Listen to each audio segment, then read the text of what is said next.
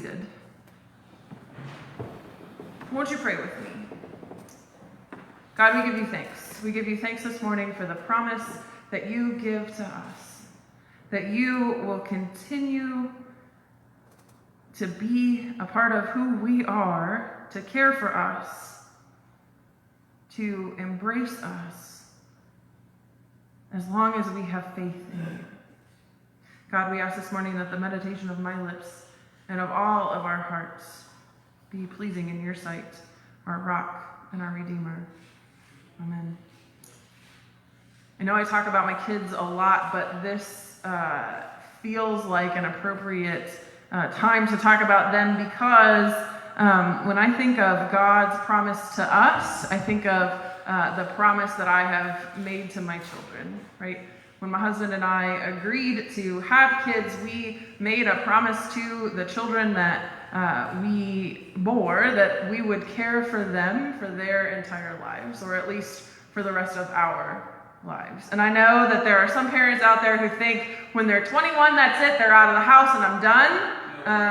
But Joe is saying that's ridiculous. That's not how it happens. And let me tell you, my parents are the same way. And I have known that from day one. My brother and I were raised to be adults, right? They knew that there would be a time when we would leave the nest and do our own thing. And so they raised us to be the best adults that we could be. But my brother and I both know that if we had a need or a want that my parents can provide, they will, right? I call them and I say, look, this month is a tight month. Is there any way that you could give us a little bit of money to help us out? Or, hey, Millie is going to be out of town. Is there any way, since my dad is retired, that he can come down to hang out with the girls in church on the Sunday that she's not going to be here? Right? And it's that easy. All I have to do is say, hey, I need your help. And my parents are there because of the promise that they made to me when I was born. And because that is the modeled behavior, that's what we, my husband and I, will do for our children as they grow. Because Millie and my late father-in-law are the same way, right? I say to Millie, hey, I have a doctor's appointment. Pedro's got a doctor's appointment. Are you available to watch the girls? And if she is, she says, of course. Then we drop them off at her house, and then we go about our business, and she's ready to have some grandma time. But it's because she cares for us. Because of the promise that she made to Pedro when Pedro was born. And because of the promise that Pedro and I made to each other on our wedding day, she cares for me in the same way. Friends, we celebrate God's promise for us, our congregation, us individually, and for all of God's children. We often forget to acknowledge that God's promises extend even and especially to the neglected and marginalized people. We can find many examples in the stories of the Bible in which God made and fulfilled promises to people who seemed unlikely to be at the center of God's story.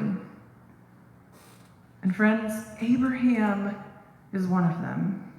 A man who would end up becoming the father of three major world religions, Christianity, Judaism, and Islam, is an unlikely candidate to be the center of one of God's stories of promise.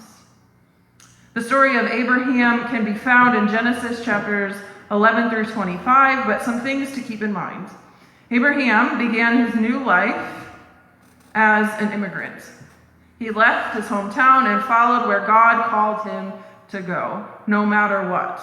Even though he was too old, and despite the fact that the journey was too long and too uncertain, God promised Abraham and Sarah that they would have descendants that outnumbered the stars.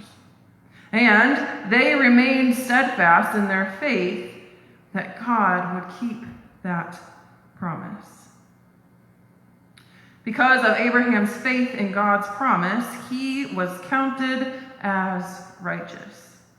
In Paul's letters to the Romans that Debbie read from this morning, Paul makes the point, that God fulfilled God's promise to Abraham, not because Abraham followed the law and got it right, because let's be honest, if we look deeply enough into Abraham's story, we know that Abraham did not follow the law and lots of times did not get it right. But because he had faith in God's promise.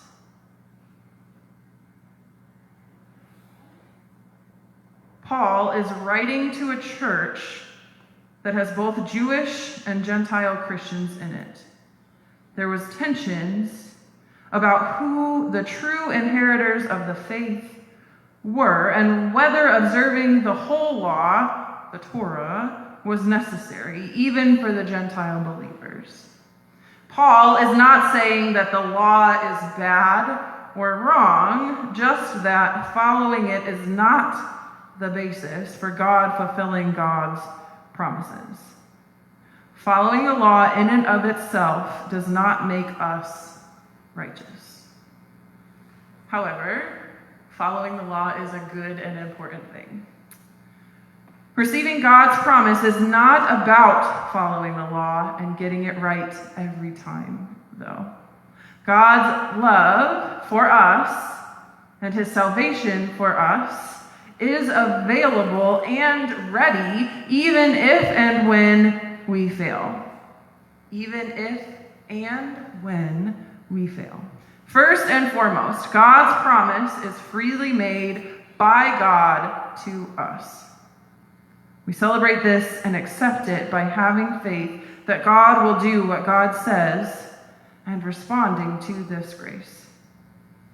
The promise worth celebrating is that we do not need to be perfect throughout our life's journey, but that by faith we can follow where God leads and experience the journey of grace.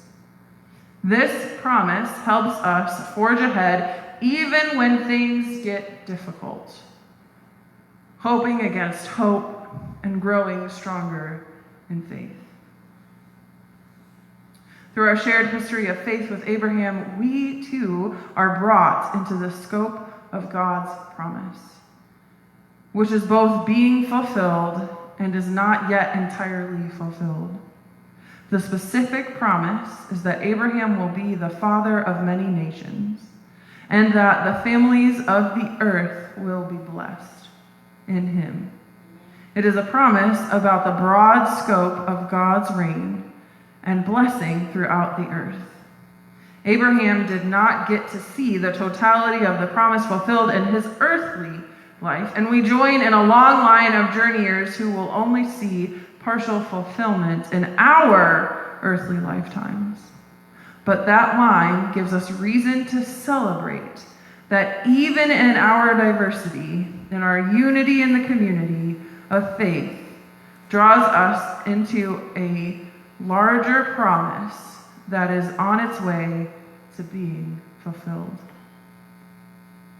Because God so deeply loves us for who God created us to be.